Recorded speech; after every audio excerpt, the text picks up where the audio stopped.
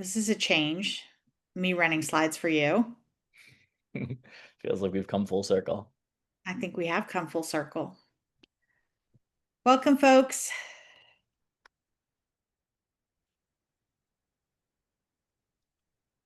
Welcome, everyone.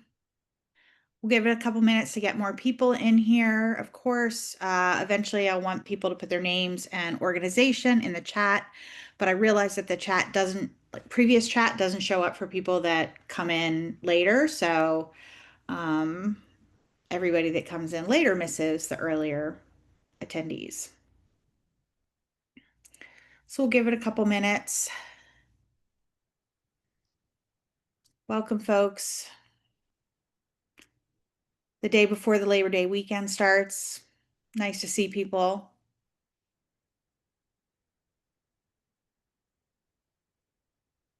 Was definitely not thinking about that when we scheduled it. I know our office is full of PTO. Welcome, everyone.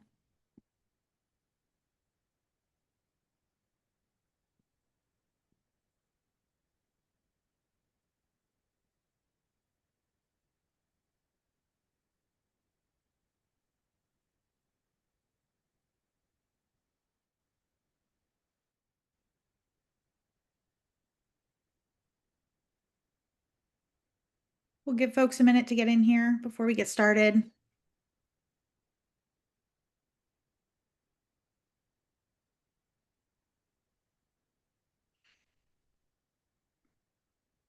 All right, suddenly I feel weird about asking this, though I ask all of our guests, how is the weather in Chicago? I'm weirdly obsessed with weather. It is actually it's beautiful today. It's like, I don't know, must be like 73 and sunny. Yeah, Going to a concert later, just like it's same no in long. Pittsburgh. Yeah. Yeah. You usually get the weather like a day or two. And yesterday was beautiful too. I feel like you usually get the weather a day later than we do, and it's really nice today. So Welcome, folks. Ted, you have your hand raised. I see that. Do you want to, if you've got a question, you want to throw it into the chat? Or if that was just an accidental hand raise? or maybe Ted is also in Chicago and corroborates that the weather is Oh, great. that could be too. That could be too. Yeah. All right, we'll give it about 2 more minutes before we get started here. Folks, you can go ahead and drop your name and where you are or what your organization is into the chat. That'd be great. Um, just to verify my obsession with weather, I actually on my weather app have like international cities on there just out of curiosity. I've got Kiruna, which is in northern Sweden, on there just because I'm very fascinated by what it's like to live in the Arctic Circle and what the weather's like. All right, Tim from We Don't Waste. Hello. Ted says he's a Chicagoan though, and he will be there in a week for a Cubs game. So Great. All hopefully the right. weather will hold out. Adele from Gotham. Hello, Adele.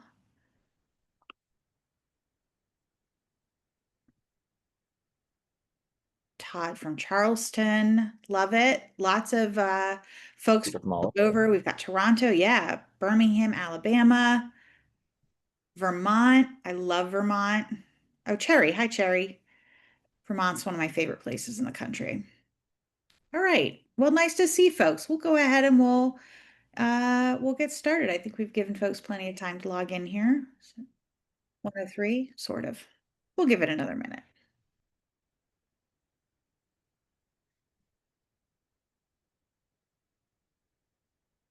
Doug from Gotham. Hi, Doug.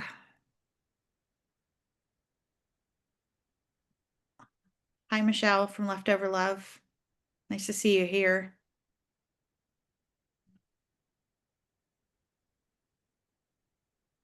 And Texas. Wow, big geographic diversity today. I love it. I love to see it. Well, thanks everybody for coming. This is part of our series of how to start a food rescue. Really, it's our idea or our thought is that a lot of us, when we started doing food rescue, there was not a community to turn to. There wasn't a place to have conversations. And so, really, we wanted to create a room for that. And it's for folks who are starting or who are new or who want to share their experience. So, thanks everybody for coming today. We're going to talk about getting started with food donors. And our guest host today is Jake Tepperman from Chicago Food Rescue, formerly of Food Rescue Heroes. So this is a reversal today. He has advanced my slides for many a webinar, but today I am at his bidding. Jake not only has experience at Chicago Food Rescue and 412 Food Rescue in Pittsburgh, but also has worked with a lot of the Food Rescue Hero partners, and so has just a tremendous depth of knowledge of what the experiences of food recovery organizations on the ground. So we're really excited to have him here today. Just a few reminders as we go, drop your Q&A or drop your questions into the Q&A. On occasion, chat scrolls by so fast, it's hard to pay attention to it. So that makes sure that it does not get lost. We are recording this. This will be shared out in a couple of days when it downloads. I feel like I have to make sure it's recording. Did it say recording in It progress? is. Yeah, it's recording. Okay, thank you. Yeah. I didn't process that it said it was recording. And at the end of the webinar, we'll provide some information on our upcoming webinars.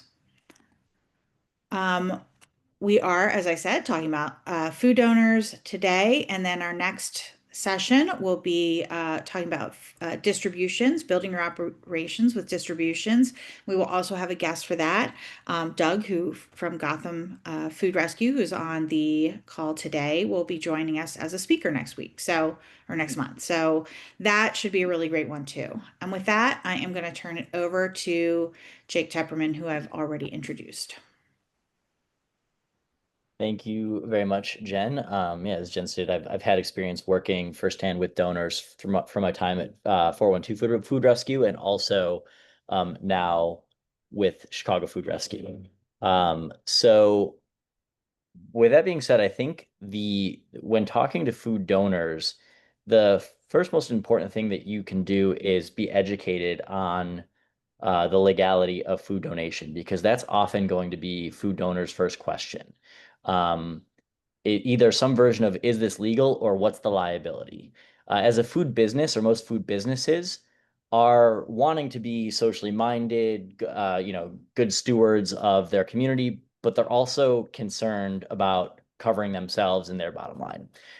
So learning about the Bill Emerson Good Samaritan Act and other laws in your state or city your are going to be extremely important in even starting that conversation with some of these donors. Again, Bill Emerson Good Samaritan Act is a great place to see that there's a lot of legalese in there, but at least having kind of an elevator pitch about what that is helpful. And then visiting ReFed's website and finding their policy guide to understand more of your state and local food policies. Jen, you can go to the next slide. Well, you missed point three. Oh, and then, sorry, yes, food safety is extremely important.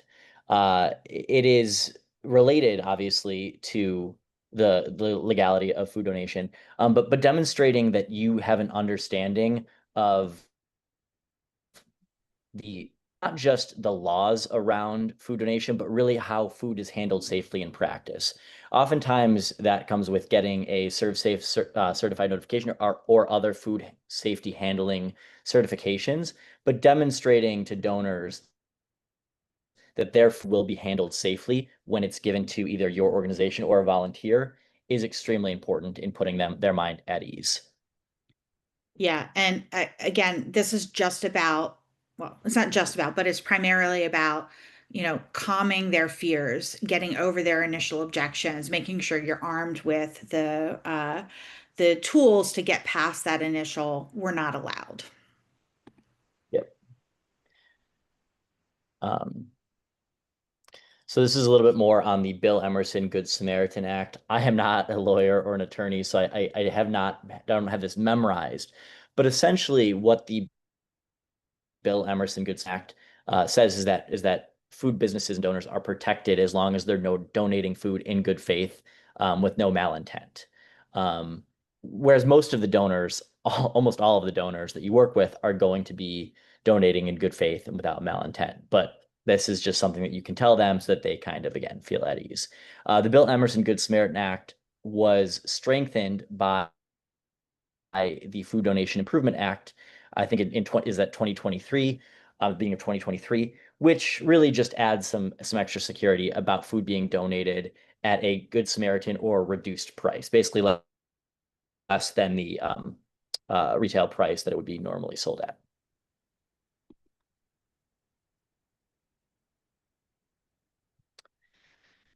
Going forward, once you kind of get past that initial conversation of making sure that the food donor feels safe about donating their food, figuring out that the next most important thing to do is figuring out why they're interested in food donations.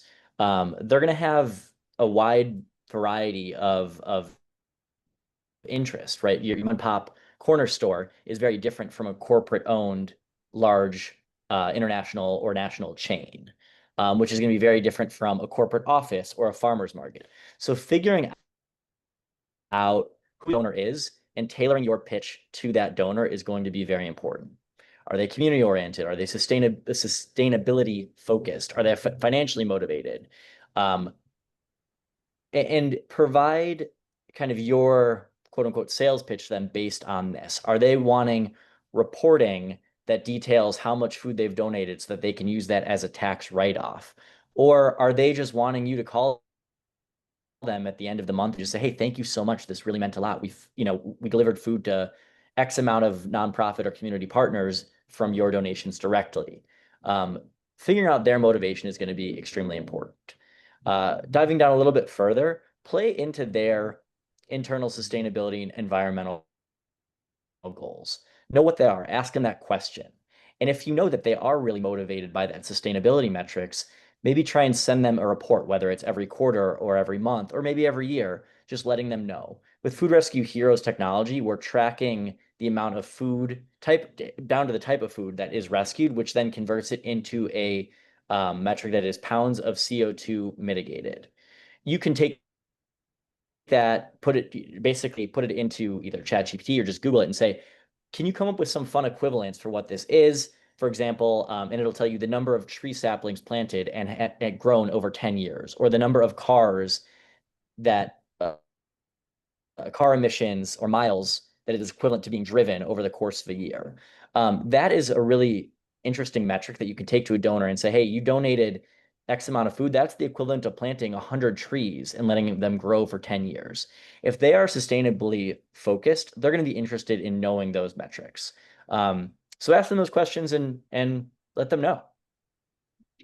Yeah, one of the neat things about that, Jake, that just kind of came to my mind as you were talking is that a lot of times, like if you've got a corporate grocer and they've got sustainability goals, just knowing that you're hitting their numbers is going to be enough for them. But at the store level, where like they may not understand fully what the value is or what the impact is of the sustainability goals, but to tell them that it's the equivalent of those tree saplings or the car miles or something like that is so gettable, so understandable that your store staff that may be more concerned with the community benefits will actually really be able to translate that into meaning for them. Yeah. Thanks, Jen. You can go to the next slide. Um, the other thing is making it simple, right? Uh, we want donors to feel like it's very easy to get involved in food donation, right? A lot of times you're working with folks who this is not their primary job. They're working their primary job, and you're asking them to do something out of either goodwill or whatever their motivation is. But we're wanting not to add a lot of work to their plate. So if we can make it as simple as possible for each of these donors to donate their excess food, that's a win. Um, they'll just be more likely to do it. So ask them questions and meet them where they're at, what their needs are, how can you simplify the process? What's their availability? When are they wanting to donate? Is it early in the morning because their receiver is the one at the grocery store who takes care of the donation, and the receiver's there between 5 in the morning and 1 p.m. Um, or maybe it's later in the afternoon.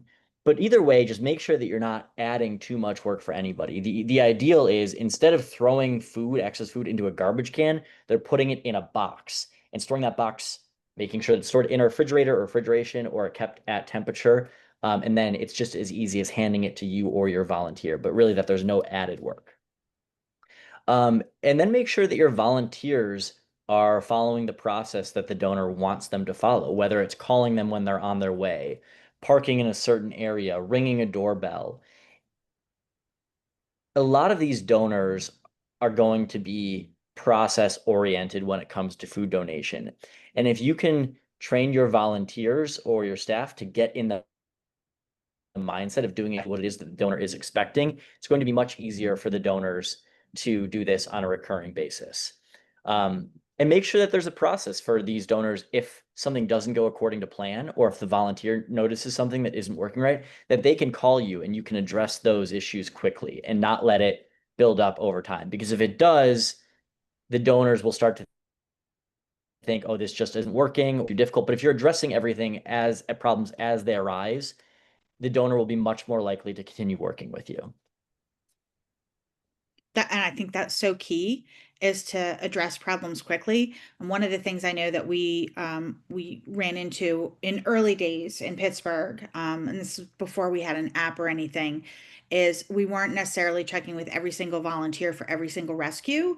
And then we would find out like weeks later that a volunteer had stopped going. And by that point, the donors are they're just pissed off, right? They're just not happy. They think food rescue isn't a great thing. So being able to stay on top of it and answer those problems in real time is a really good point, Jake. So thanks for bringing that up. I think there's a culture of it. Like you want people to feel empowered to do these rescues, but you also want them to feel like they should come to you when there is a problem. And that if something doesn't go according to plan, that's okay. It's not a catastrophic issue as long as it's dealt with appropriately. So that you want volunteers to come to you and say, hey, this didn't work with the donor. Or you want the donor to say, hey, this volunteer was pretty nasty and we really don't want to work with them again. Whatever, there's a number of issues that could rise, but making sure that there is a culture of people reporting issues to you rather than kind of hiding from them and not wanting to bubble them up to you. Great point. You can go forward to the next slide, Jen. We're there. Um, okay, yeah, there must be a lag. Part of making it easy for food donors is making sure that you're organized, right? So when you go, maybe not in the initial meeting, maybe once they've already expressed interest in donating, give them a one pager, or anything that creates a standard and guidelines for them, what they can donate, the food safety guidelines. Make sure that the food donors are aware and expecting exactly what's going to happen. Um, Maybe that includes contact information for your organization. So if something doesn't go according to plan, or maybe they don't have a donation on any given day, they can call you. And then having a memorandum of understanding is also very helpful too, if your organization can create those and get those to donors. Make sure basically that food donors are able, again, to follow this process, that there are standards and guidelines created for them. It becomes much, much easier for food donors to work with you when they feel that they are following a process or a checklist. And again, that the perception is also part of what's really important here, right? And for the donor, showing them that you're organized, that you have these guidelines, that you have materials to hand to them. And they don't have to be super fancy. You don't have to send them off to a printer. You can print them off in your office. But that shows that, you've got your act together, and it helps inspire confidence, especially for a donor who might be nervous. Yeah. This is actually a hugely important slide. Starting small is maybe counterintuitive you think, oh, we want to rescue all the food immediately all at once. Um, if you're starting as a smaller food rescue organization, or you don't have a ton of staff support or don't have the volunteer base yet, start small. Um, one of the worst things you can do is overpromise and underdeliver. Reliability in our line of work is gold. If you say that you're going to be somewhere to rescue food, or you're a representative from your organization is going to be somewhere to rescue food, you'd better be there. And the key to doing this is starting small. So maybe there's a chain of grocery stores that has 20 or 30 locations in your city. I would not recommend going in and saying that you're able to rescue food from all of them all at once. Maybe start with one or two stores, 1 or 2 days a week. As the slide says, hone your skills with smaller pickups. Maybe start with a bakery or a convenience store, or one donor or two donors or a few donors that have varied food types, and just make sure that you are growing sustainably and proportionally, right? If you've got 10 donors, you want to make sure that you've got volunteers to support those donors and those rescues, right? You're not just going to start with 50 donors and have enough volunteers to rescue food from all of those places every week. And if there is a chain that wants to build up to every store in their city, tell them that you want to start with a pilot of a few stores. This is a great way to build trust, make sure that you've got your process down, and engage volunteers in a way that they don't feel overwhelmed, where there's, you know, a bunch of unclaimed rescues on your app or on your platform where they don't know what to do. Start small, make sure that you're growing proportionally and sustainably. Yeah, and I've told this story before, and I'm sure people on this call have heard this, but uh, I did not do that or did not know that. And uh, we actually just had some folks, including Jake, over this weekend talking about how oftentimes I would ask people to do crazy things. And I asked myself to do it too. And it's really not the best idea. I mean, we started 10 Brugers and 5 Giant Eagles, which is our local grocery store, like all in the same week because I was like, sure, we can do that. We could not do that. That was a disaster. And I was out running around a lot and picking those things up myself before I had to actually step us back and say, you know what, that didn't work, and eat some humble pie. So if you're like me and you're like, oh my God, I want to say yes, I want to do the whole thing, you can say yes, but let's do the pilot, as Jake said. Jake is always very reasonable, and that is some really, really good advice. So take that one to the bank.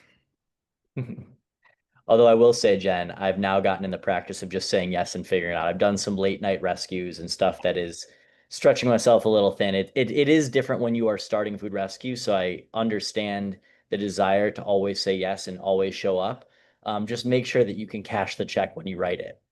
Yes. Well, and there's a yes and, right? It's like, Yes. absolutely, I will do all your stores. But like you said, and let's start with a pilot so we can Right. work our way up and be Right. successful. Yeah, exactly.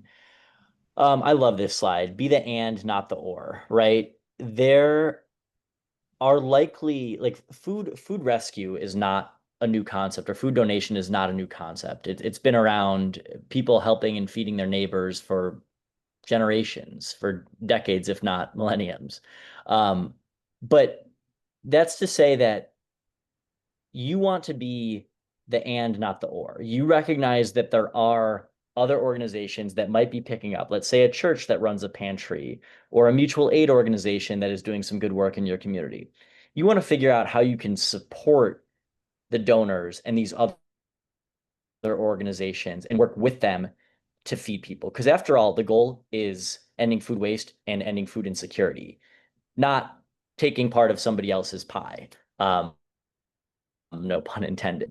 Um, so ways to do that are when talking to the donor, some of them, a lot of them might already say, oh, we're already donating. That's great. But I wouldn't stop there. I would ask a few more questions just to make sure that they're not still throwing away food. For example, maybe there are other days in which the nonprofit recipients or community partners are not picking up food, in which the donor still does have excess food and is throwing food away. you can offer to pick up on those days in between to kind of fit in where you can get it. Or maybe there are food types. For example, if the food donor is only donating baked goods, but not their produce or non-perishables, see if maybe it's the case that the nonprofit recipient isn't interested in receiving those foods, and they can give you those donations and the other nonprofit recipient the baked goods or whatever they were already donating to that part. So, Um, and then the last thing is offering to adopt the logistics for some of these nonprofit or community partners. Many nonprofit partners, we've done that in Chicago Food Rescue now we have a daily rescue for an organization that was basically picking up for themselves with a few other volunteers. And I said, why don't we do that? We'll keep the relationship intact. We'll make sure that the food is going from the donor to the nonprofit partner the same time it always was. The volunteers who want to continue doing that can sign up on our app and still be assigned to that rescue. But if this allows those volunteers to request a sub or to fill in the gaps when they don't have a volunteer, or if the nonprofit partner or community partner doesn't have the resources to continue sending a volunteer or staff person to pick up, we can do the logistics for them, and the food will show up as they're expecting it to and continue going with basically a process that was already working for them. yeah, that's really great. A great point, Jake. Thank you.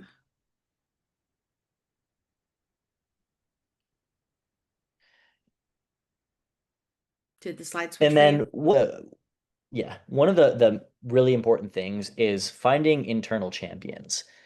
This is frankly just somebody at the donor who cares, right? Like it might not be the store manager or the owner of the corner shop, but if somebody there cares about donating their excess food and they can be your contact person and the point person and work with everybody else at the donor location, that's going to be huge for making sure that donations and rescues are much more consistent.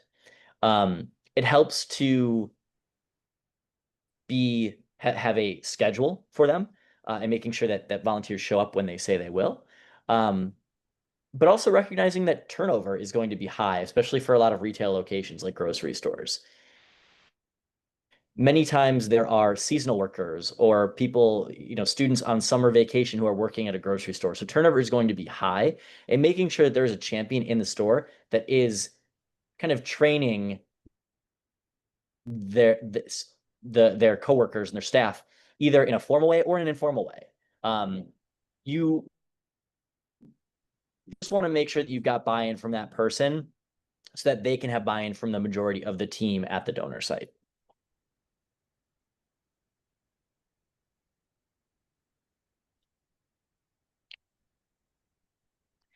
Part of cultivating internal champions is making sure that your donors feel appreciated, right? Um, and this can happen in many ways. And this goes back to the first slide of figuring out their why, right? Like maybe it's a corporate partner and they're wanting metrics on how much food was rescued or the CO2 mitigation. Um, Maybe they care less about reports, but maybe they're wanting some sort of social media shout out and they're needing help with their PR or their marketing, things like that. Or maybe it's just like they like a pat on the back or buy and drop off a t-shirt and just say, hey, thank you so much for the work that you're doing. It's extremely important to us. We just wanted to give you a t-shirt or a tote bag or a couple stickers, whatever it is. Um, I know one thing that is really appreciated right now. Chicago Food Rescue is about to hit our 1 year anniversary. So I just invited everybody that was part of a food rescue, whether it was a donor, nonprofit, or volunteer, to our 1 year anniversary party, making sure that they feel that they are an important, valued part of this supply chain because they are. And if you can get everybody if you can recognize and show appreciation for everybody, they're going to be much more likely to want to continue working with you, recognizing that you're not some sort of robotic AI generated machine or app, but that you're a real person who really cares about feeding people. And if you're showing appreciation for them and recognizing that they have had a really significant part in feeding them. After all, donations, rescues start with donors. So you can show them and let them know and communicate to them that they're an important part of this. It'll be really, really helpful in cultivating that internal champion at the store. Oh, I'm going to actually, I have a few questions for you, Jake, before we go into talking about the what's coming up. And folks, if you've got questions, drop them in the Q&A or the chat. I don't see the Q&A actually for once. There it is. Okay. Yeah, we don't have any open questions now, but I do have a question. So, Jake, you worked at 412 Food Rescue. You came in when we were about 5 or 6 years old, and you worked here for a while. Um, when we were already, I mean, we're still young, but fairly mature. Like people knew us locally. Um, and then you went and you started Chicago Food Rescue. How is it different walking in and talking to food donors? When they may have already heard about 412 Food Rescue versus when you're starting a new organization. Yeah, I mean, I think having an established brand obviously helps. But traction starts to pick up relatively quickly and word gets around. A lot of people who work in the food industry talk, chefs talk to each other. I've talked to people, they're like, oh yeah, I've heard of you. And I'm kind of like, how? We're less than a year in. I don't know how you've heard of us yet. Where Chicago's a massive city and rescuing over 100,000 pounds of food is certainly significant, but it's just the tip of the iceberg. Um, so to answer your question, Jen, yeah, I think you when people don't know who you are, it's even more important to be reliable, to prove yourself, to really prove the proof of concept. So if you say to them, hey, we'll show up every Wednesday at 2 p.m. to be there Wednesday at 2 p.m. And that's really how you can start to build your brand. Because if you are reliable for your early donors, your reputation will start to build and they will let other uh, donor partners know, hey, by the way, we've been throwing away trays of food for who knows how long. We finally found an organization that can pick them up and knows what to do with them and they're reliable. Like you should give them a call. And then the snowball will start to roll downhill.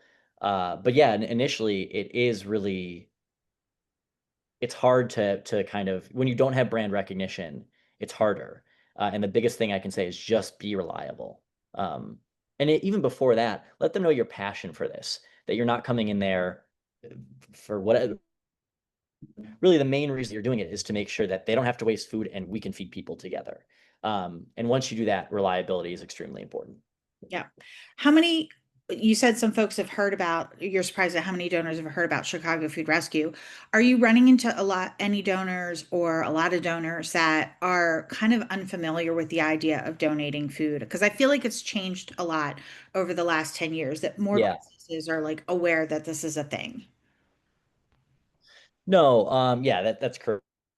Correct. I think there's been a paradigm shift in the last 10 years of donors, being very familiar with some version of food donation or food rescue. What I do come across is some donors not knowing that they can donate their prepared foods. And that's where the Bill Emerson, Good Samaritan Act, and the Food Donation Improvement Act come into play. And where educating them on food rescue specifically, as opposed to the food banking system, is helpful. Um, but most people, I mean, because everyone who works within the greater food supply chain is very aware of food waste. There was a caterer that I spoke with a few weeks ago who,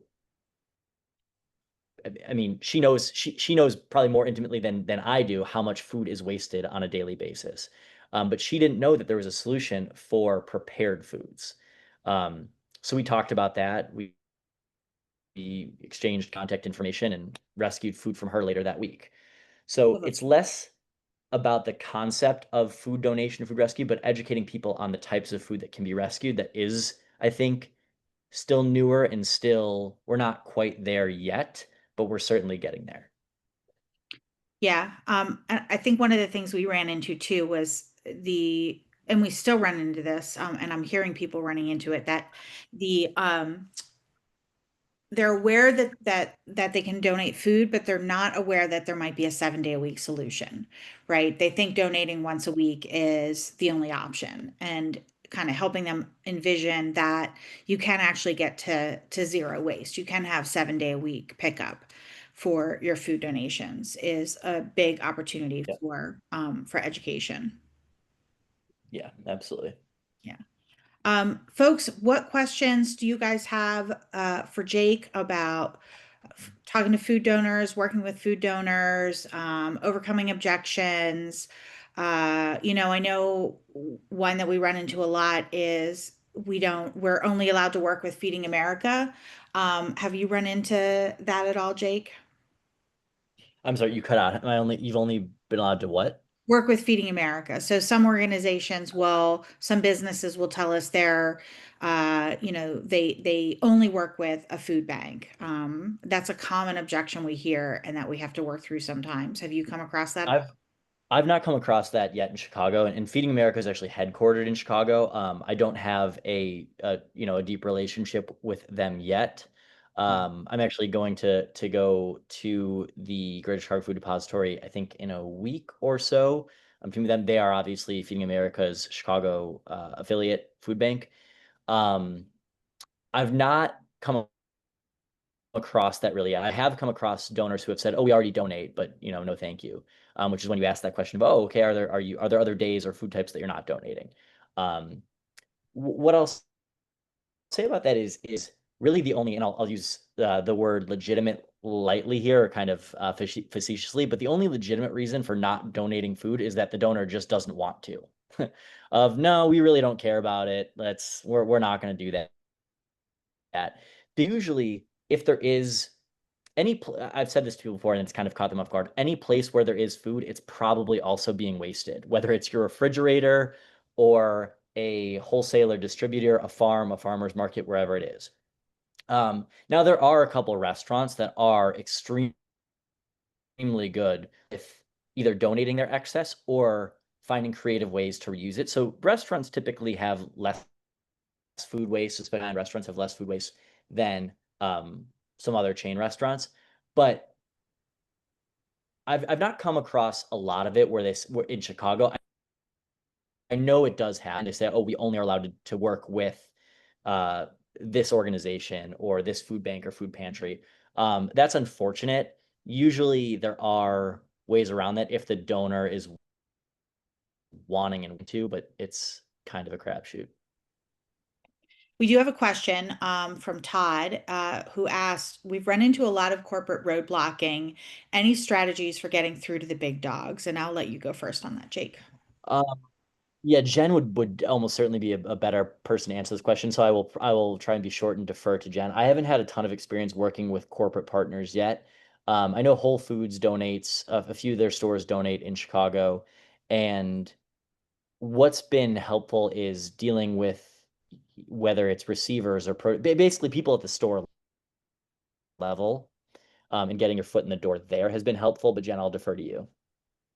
Yeah, I mean, the first suggestion, it's not my first suggestion, but it's sort of the sometimes the backup plan, which is like you said, sort of the guerrilla food rescue, where you go to the store level and you find the person there that hates to see them throwing away food and will kind of surreptitiously donate food to you. And that's usually happens at the store level. And so we've got a couple of partners, and I've seen other locations do this where they have a partner that generally does not work outside of the food banking system, but they have locations that just don't want to throw away food, and so they have alternate days where they're working with other organizations. And in Pittsburgh we've had that happen with a couple of the sort of folks that are we usually hear, the regular players like Target and Aldi that like don't donate. We have a couple locations and have over the years like that. But in terms of getting to the corporate, which I think is really the goal here, is the first thing I would say is look at, um, do some research on the organization. Is it really a real policy, right? because a lot of times you'll hear at the store level that they're not allowed to. But when you dig deeper, you'll find that somewhere on the corporate website or somebody in the industry will know that that's not actually a policy. Great example. Recently had a conversation with Costco, where some locations are saying they have exclusivity agreements. That is actually not factual. At the national level, they let local organizations decide for themselves who they're going to donate to. So if you can kind of figure out who the organization is, and how what their actual policy is, that's a great first step. Also, do they have a are they a subsidiary? So, for example, Albertsons at the national level owns a bunch of brands. So does ADUSA, Ahold Diaz, however you say that, right? They have a bunch of different banners that they own, one of which happens to be Acme. And so I know for a fact that neither Albertsons or ADUSA has exclusivity agreements, and they let their banners sort of choose for themselves. So if you can get that information, it gives you some tools to go in and start having that conversation at a local level, that this actually is not a corporate policy, we've heard differently. Um, and that might loosen them up. Using that, then you can also say, we're not trying to stop the relationship that you have with the local food bank. Going back to Jake's slide, be the and, not the or. It's offering to fill in on days when they're not getting that 7 day a week pickup. Similarly, looking at what their corporate sustainability goals are. If they have corporate sustainability goals that you can pull off the website that say they're trying to get to zero waste by X year, or they're trying to reduce their footprint by 50%, ask them if that store is performing up to that standard. Because almost guaranteed they're not. You can potentially use that as a way to say, look, we can help you. We can be a tool that you can use to help make your corporate uh, I want to use the word overlords, your corporate parent group, happy, and satisfied with your sustainability goals. So I think those are a couple of different ways for getting in there. Right. And Todd says their only success has been working with local managers that are willing to quietly work with them. Yeah, I think really going through and finding their sustainability goals on the website, trying to get somebody at the upper corporate levels to confirm that they, in fact, have um, restrict who they can donate to, because none of them will actually admit to that. So if you can find that either written or get that verbally, that gives you something to go back and start that conversation with. Um, has anyone else had any success in getting through corporate uh, guard dogs, or those corporate relationships? Because I'd certainly love to hear anybody else that's had any big successes. That's always the challenge, I think, is trying to convince some of the larger corporations that they should donate to you. I will add too that showing to them that you are reliable, as Jake has said over and over, show them that you're reliable and that you understand food safety. So you're going to take care of that food. You're going to make sure that you're honoring the integrity of that donation, is a really good step to helping them feel comfortable with working with you. Because one of the reasons why organizations may um, sort of rely on the fallback position that they only donate to, a certain food bank chain, is because they know that there are standards in place. They know what they're going to get, right? It may not be perfect, but they know what they're going to get. And so if you can show them that you're going to give them the level of service that they need, you become suddenly a more viable alternative. Doug, that's a great suggestion. Doug Silver, who you can see on the screen because he's our speaker next month, has suggested using LinkedIn and looking for contacting elected officials to ask them to arrange introductions. Um, I would go one further. If you go on LinkedIn, you can see that the radius of relationships, if you find the people that you want introduced to and look and see if you have any overlap. See if any of your board members Yeah. are connected to them. Checking with any of your food donors that are really supportive, that are willing to go to bat for you. That can be super helpful too. Some food donors are more than happy to actually do that. You'll find a champion, and they're ready to talk about how great it is to other folks in the industry. Yeah. That can be really helpful.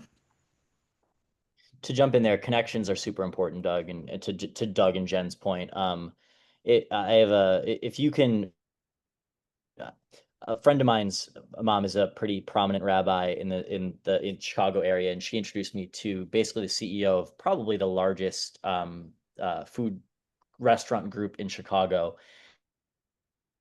And not that the CEO of that is really involved in the day-to-day operations of food rescue, but he can hand me off to somebody in his organization that, their head of sustainability, who is certainly going to have a lot of sway. Now, that's an extremely lucky connection that I just happened to have. But the point being is that if you have connections, use those connections to get you in past the front door, and that'll be extremely helpful. Yeah, and building your board so that you're more likely to have those connections is can be a really important strategy too. And I want to point out too that we're talking about working it from both ends, right? Yeah. Don't leave any stone unturned.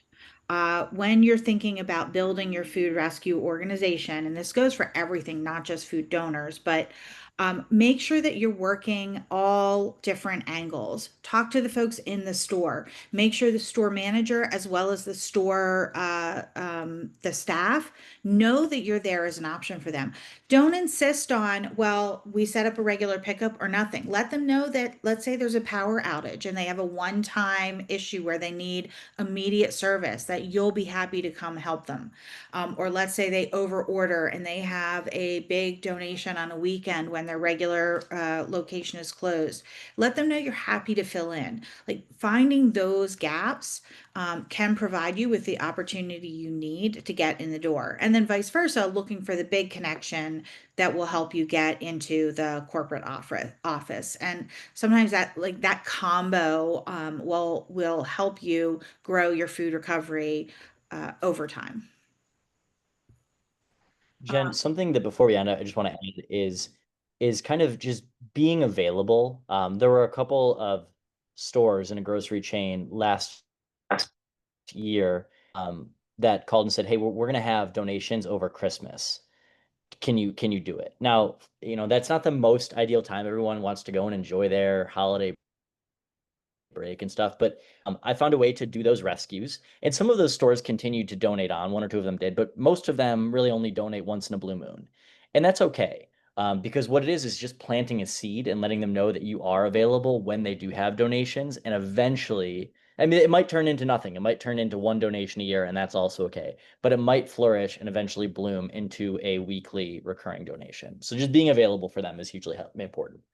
Yeah, and I mean, not only obviously you're rescuing food, and that's great. You've kept food out of the landfill, you've given people food to eat, that's great. But you're also building that experience and that track record that you can show to other donors. And you're right, that first year, really the first couple years, we were doing rescues on Thanksgiving, we were doing rescues on Christmas. I was doing rescues at 10 o'clock at night. Somebody called me at 10 o'clock at night. Hell yes, I'm getting in my car and going to rescue that food. You don't have to, but I really wanted to make this work and I wasn't turning down anybody. And so obviously we all have our boundaries, right? And the point where we're not going to be doing rescues, and that's totally okay. But when you're willing to go above and beyond, when it fits into your schedule and isn't damaging your family life, do that, because again, it Oh, shows donors that you will show up. Because the one thing about a lot of the pre-existing organizations, food pantries and food banks, is they've got very strict boundaries, right? You have to donate when they're ready. They won't take things over the weekend. They don't take things in the evening. And if you can fill in and be the and when they're not available, that will help you build that community trust and build your footprint in your area. something else that should have probably been its own slide, Jen, and I want to be cognizant of time here, is communication. That goes hand in hand with reliability. if you know that you're going to miss a rescue, and let's say there's a rescue, but and you don't have a volunteer. This happened to me last week. I was out of town. Let the donor know, hey, I'm really sorry we couldn't show up today. We'll try again for tomorrow, or we'll get back on track next week. Communication is really, really key in keeping that relationship uh, positive and making sure that they know that you're reliable. Yeah, Wanted to add that. no, that's a Sorry. great point because we do, again, one of the things that we've heard, this isn't just here, this isn't just for me, this is our partners around the country as well have expressed is that sometimes when you go in and talk to a grocery store about doing food rescue, they'll say something like, well, we tried that and it didn't work, right? And it's because somebody didn't show up. Maybe somebody didn't show up over and over and nobody communicated with them about it and it burned them on it, which is why number one, you have to be reliable, right? But number two, if you can't show up because things do happen, if you let them know, they will often, I mean, you'll get a lot of grace, right? You're not going to burn a food donor relationship because you can't find a volunteer, once. Um, Especially if you call and let them know. But if they're saving food and nobody shows up and nobody talks to them, right? They feel like they've wasted their effort and like they're not important to you. They're not a priority. And so that's what you really want to avoid. And communication is really key for that. We are coming up here on time. If anyone else has any other last questions or comments, you can put them into the chat, or into the Q&A. Just to iterate or mention the things that were on the slide, we do have a couple webinars coming up, one of which will feature Doug Silva to talk about building your distribution relationships. We also have a webinar coming up for um, to talk about the question, when do you close operations down? And when you decide to do that, how do you do that? Right? Jake and I were just talking about rescuing at 10 o'clock at night and on Christmas. And there's certainly a reason to do that at some point in your existence. But when do you say, okay, well, actually, we might close down for holidays? How do you make that decision? So we'll be talking about that with a couple of different organization representatives. And then, of course, we've got our virtual conference, which is happening in October. You can get your tickets on the Food Rescue Hero website. So we invite everybody to join us there. I don't see any more questions in the Q&A. So with that, I will say thank you so much, everybody, for being here. Thank you, Jake, for sharing your experience with us. Really appreciate your insight, especially it's really varied at this point, and that's great experience and insight to have. So thank you, everybody, for being here, and we appreciate you all so much. We'll see you next month. Thanks, everyone.